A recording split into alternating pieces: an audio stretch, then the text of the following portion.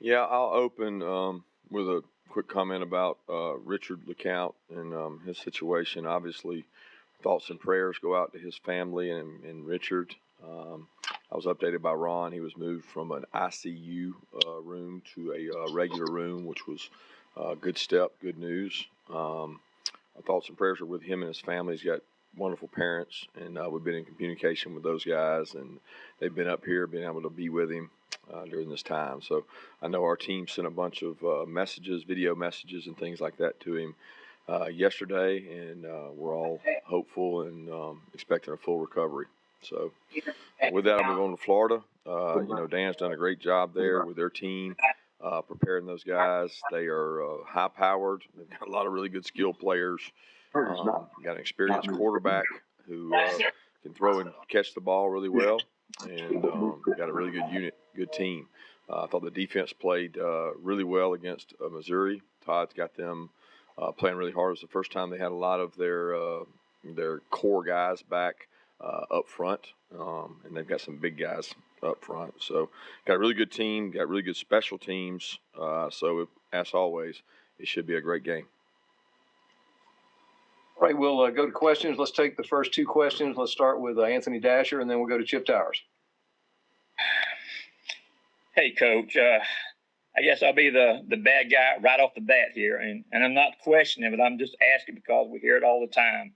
Can you explain to fans what attributes that Stetson has that makes him the better option to start than Dwan and JT? And in regards to JT, even though he is clear, is there anything at all physically that's holding him back right now? The only physical limitations are still, would be coming off the knee, which he hasn't shown a lot of ailments coming off the knee. I mean, he's been out of the brace. He's been able to throw the ball. He's done a good job. He actually comes down and throws on the scout team and competes and does a really nice job down there with us. Again, the decisions we make as coaches are decisions we have to make. They're tough decisions, no different than they are at who plays corner and who plays tackle. And there's a lot of really good competitions out there going on. And ultimately, we feel like Stetson gives us the best chance to win right now. And, Dwan gets a lot of work, a lot of reps, and competes really hard at that. If he continues to improve and shows us that he's the better guy, then he would be the guy up. Same thing with JT. JT probably doesn't get as many opportunities as Stetson does and Dwan does because he works down there with us some on the scout team. But, at the end of the day, guys, the decision has to be made by us who gives us the best chance to win, and we do that based on the total body of work, and those are decisions that have to be made. Coach, at the risk of taking up the rest of the time on the conference call, could you update us on the injuries, particularly on the defensive side? I mean, just put that in context. Getting ready to play a high-powered offensive team and being without a lot of your main dudes, if you will. Yeah, it's a laundry list. You'd probably be better off asking me specifically about guys because I don't really know. Some guy. I mean, we haven't really had a chance to practice, so I'll find more out throughout the week, throughout the day. We think Quay's going to be fine. We think he's going to be able to play. Julian's probably out. Jordan, we're going to find out more on. We're hopeful he's able to play. Lewis, I think, is going to be fine. He had an ankle sprain. And obviously Richard's probably out. I mean, Richard's not going to be able to play, so we don't know when we're going to get Richard back. But past that, I don't know who you'd be asking about. I guess if you could expound on Jordan Davis a little bit, obviously he's so important, to what you guys do up front. And then in the back end, you're going to be without Richard, and Lewis had an ankle injury. You're about to have an unbelievable tight end you have to cover. So just what the safety position looks like in particular. Yeah, well, Chris has played a lot for us. Richard came out of the one game for targeting, and then he came in and played for Lewis the other day. So we feel like Chris has gotten a lot of experience. Chris works really hard in practice, and he's ready to play. Tyreek Stevenson's worked back there. Breeny's worked back there. We've had Major Burns working back there. So that's what it looks like at safety. And then, like I said, on Jordan, we'll find out more as the week goes on. Let's go to Dean Legge and then Mike Griffith. Kirby, I don't think anyone's done this yet, but how are y'all going to stop Pitts? How do you even match up with him? Well, I mean, he's really a great player. Anytime you play a great player, you got to have a good game plan for. And like you said, I don't think anybody's stopping him. It's limiting explosives, matching up, winning some 50-50 balls. That's what he's best at. It's impossible. If people think you can just double cover him, just double cover him. You can't do that. They put him in places where you can't double him, and you've got to do other things to other people. They got other good players besides just him, and the quarterback knows where to throw the ball to give him a shot. And there's not an easy answer for that. It's not like a textbook answer of this is how you stop him. You're not going to do that. What you do is contain him and hope that you don't get hit on explosives and that the team understands where he is.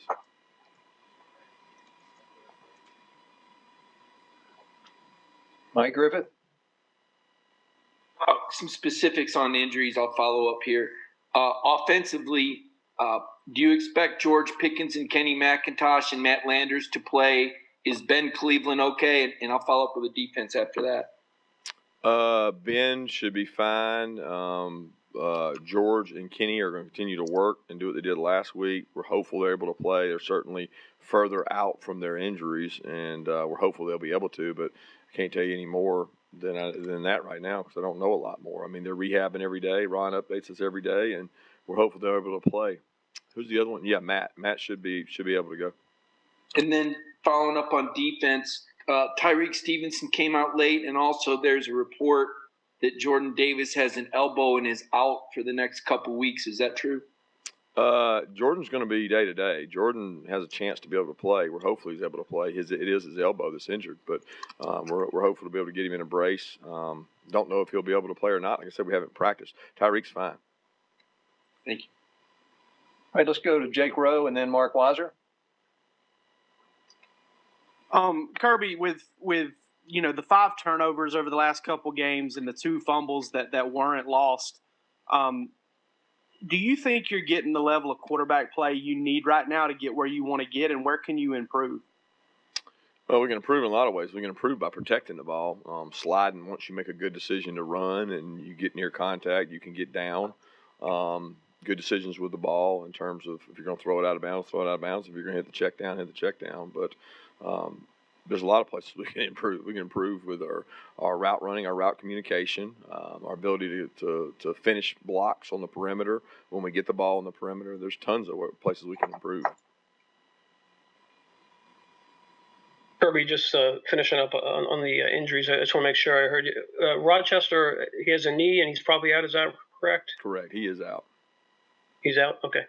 And I wanted to ask you, how have you guys had to change up the schedule this week with Tuesday off for the election? Can there be any team activity at all for players tomorrow in terms of, or can they come in on their own and watch film, or what are the limitations? Yeah, they can do their voluntary activities. And then we've also got a speaker that we've got scheduled for them and some in-house things. We were able to do a little bit of stuff yesterday in terms of light walkthrough. We didn't get back from Kentucky till pretty late in the afternoon, and we were able to do some things yesterday, just really light, not a real full-fledged practice. So we'll practice today and practice Wednesday, and Tuesday we'll have a speaker.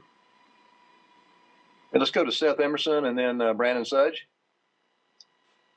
Kirby, what's the overall effect these defensive injuries? You guys have deep for a while, and that's the strength. Affect the depth as you have more guys limited or out? Well, it certainly affects you. I mean, you don't have as many guys available, so it limits your availability and your ability to play more players in terms of that. But at the end of the day, we got a lot of guys who practice, who don't get to play, who now will get an opportunity to play. And those guys work really hard for those opportunities, and I look forward to seeing them play, to be honest with you. That's what they came to Georgia to do, to play in some of these big games. And we'll have some guys that have to step up, play more snaps, put a greater burden on some of the guys that are already playing, probably play more snaps in regards to that. But, I mean, everybody in the country is going through that. It's something that you go through when you play this kind of schedule. You're going to have injuries. We've been very fortunate so far in terms of COVID, and we hope that continues because that could limit us even more. And these guys are competitors, and I don't know how it's going to affect things because a lot of it depends on what we're having to defend. With Florida, they've got a very versatile attack. They can be many forms of offense in terms of vertical passing game, screen passing game, Kadarius Toney, run game. They got good backs, thick, heavy backs that run the ball, and a big offensive line to do it with. Hey, Kirby, a couple of quick questions here. In terms of Richard, I mean, how I mean, how like devastating of a moment is that to hear the news that a starter and a player that you've had on your roster for all these years is in a motorcycle accident. And then also in terms of the election, do you feel like it's a good idea? Like, are you in favor of the NCAA's ruling to have practice and team activities off tomorrow? Yeah, I'll open with the Richard piece. I mean, it doesn't matter, what kind of player he is. It's one of our players, one of our family members, and when you get news like that, it's crushing. It's disheartening. It just makes everything flash before you. All the experiences I've had with him, and it was a scary moment because it was a very serious crash, and he's very fortunate to have his helmet on and to be where he is now. I mean, he's very fortunate, according to Ron and the doctors, considering what most people have when they have one of those kind of motorcycle accidents. So certainly it was scary for our team, for everybody in our family, everybody in the organization. It was really scary for him and his family. So it's make you hug your kids a little more at night for sure. In terms of the NCAAs, the decision was made a long time ago, and I think they didn't realize how proactive these athletic departments would be in terms of, number one, registering student athletes to vote and getting them to vote. We think we have over 90% of our guys have already voted, so our guys have done a really good job. The few that haven't would be because they were registered already back home, or we had some guys who weren't here when we went and registered, and they may not have gotten registered yet. But we got over 130 players, and I think we got less than 9 who haven't voted. So the intent was to give them the ability to go do that. Well, it's unique now that it was such a point of emphasis for our athletic department, and our athletic administration did a great job of selling to get 100% of our student athletes to vote, that we've almost done that. So that tomorrow will be more of an opportunity for them to work on other things, academics, to clear their mind, to for whatever they want to do, to be honest with you. But we're going to have a speaker for it, and it's not whether I'm for it or against it. That's not what's important. What's important is, did our kids have an opportunity to vote?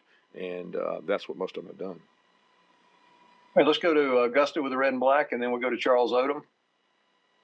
Hey, Kirby. First, I wanted to ask, have you seen or heard anything about the fight that was right before halftime at Missouri, Florida? And I wanted to know, do you use moments like that as like cautionary tales for your team? And how do you keep people calm and remind them, like, you don't want to go out there and throw a punch and get ejected or anything like that? Just kind of how do you keep calm and remind them that these are serious things that you can't do? And did you know about the other incident? Yeah, I was aware of it. I think I was coming back from the hospital with Richard when somebody texted me or somebody sent a video of it. To be honest with you, I haven't seen much of it since then, because it's been a whirlwind since our game, and with Richard and the sped up pace of this week, hadn't had time to really get enamored with it or think about it. It's not really pressing for us. Obviously, it's a teaching moment for all of us, but I mean, it concerns me every time a player gets tackled on the sideline or gets close to the sideline of an altercation between two teams that are heated rivalries breaking out. But they all know, Dan knows, and Eli knows that you can't have that. They understand that. They know, and you got people within your staff that try to prevent those things from happening, and we don't want them in the SEC, and you got to go do a good job. But it could happen to any program in the country, and you don't want that. When the Kentucky game was pushed back a week, and you knew you had this NCAA, voting off day coming up, did you use any of that unscheduled off week to look ahead to Florida? Well, we looked at everybody during the off week that we play after Kentucky. So for us, our traditional off week is we have 3 days. We take the final opponents, we watch them. We say, all right, who does something that we don't see? If they do something our offense does, we see it every day. So what's the point in doing it? If we see something that we don't see, then we got to work on it. So along with Florida, South Carolina, Mississippi State, Missouri, Vanderbilt, all those teams, we went through them, and we did some work on those teams. And then towards the end of the off week, we worked on Kentucky. All right, let's go to Zach Klein and then Mark Schlabach. Hey, Kirby, you always talk about the men on your squad being an extension of your family and their safety is the utmost importance to you. Moving forward, we think about banning motorcycles or moped scooters for guys on your roster?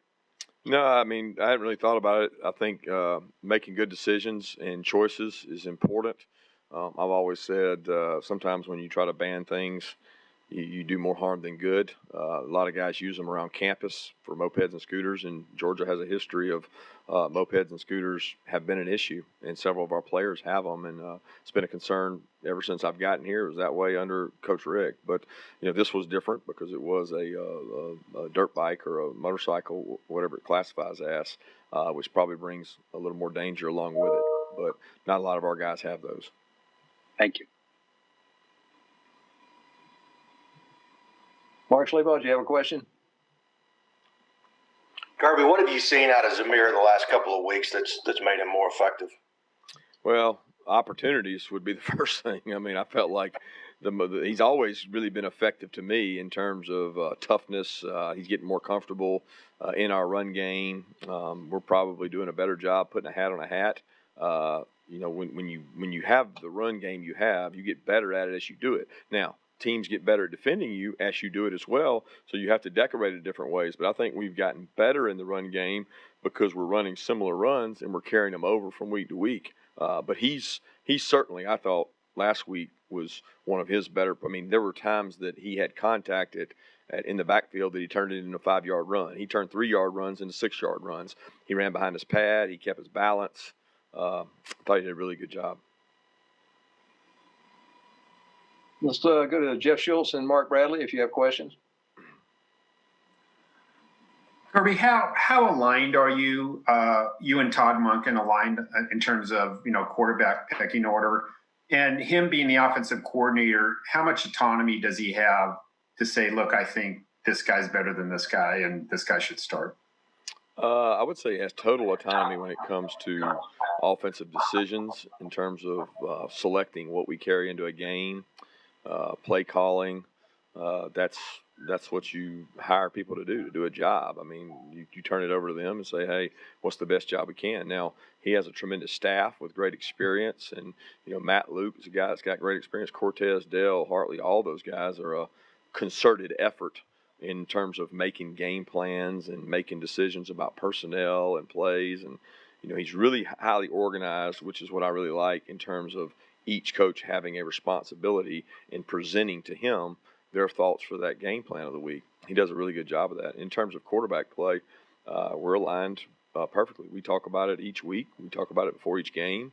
We talk about it after each practice and talk about where guys are, what their strengths are, what their weaknesses are, and how we think their strengths can benefit our game plan.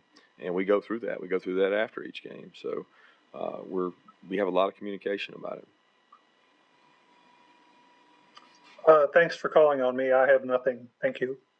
All right. Let's go to Steve Hummer and then Blaine.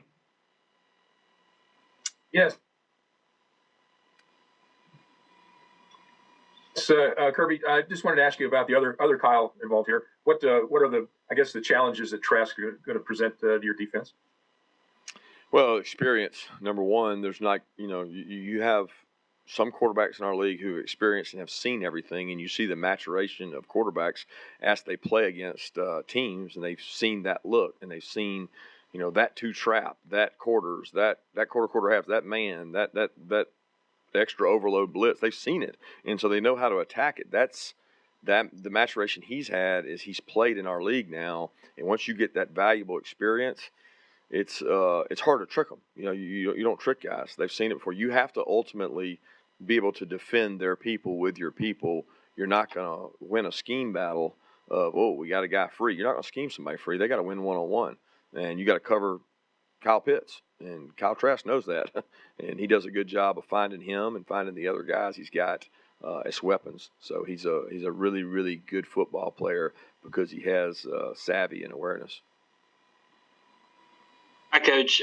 You talked about Zamir's development being part of getting more opportunities. How do you balance as a coach, whether it be position coach or head coach, getting all your talented players touches versus riding the hot hand? Is that just more of a gut feeling type thing during a game? Well, it's a conditioning element. It's there's a lot of things that go into it. How do guys practice? How do they prepare? How do they protect the quarterback? How reliable are they with ball security? So, I thought that Zamir and I thought Dale did a great job subbing those guys last week because Zamir was running the ball really well. He was running the ball physical, and I'm comfortable with where we are and how we're playing our backs because to get through our league, as you see with Kenny, you got to be able to have multiple backs, and you certainly draw on that experience when certain guys go down. We've got time for one more question. Anybody has not asked a question want to jump in on the last one? Kirby, have you had any conversations with Dwan Mathis since yesterday's practice? Since I talked to him, before practice, I talked to him for a while, and we kind of visit each week with the quarterbacks to keep them updated on where things are. Where's his head right now? He wants to play. He's a competitor. He wants an opportunity to get in and compete, and we gave he and JT a lot of reps during the off week, and we'll continue to give as many guys as we can get ready reps to grow those guys and get them ready to play. Thanks, Coach Smart. Thanks, everybody.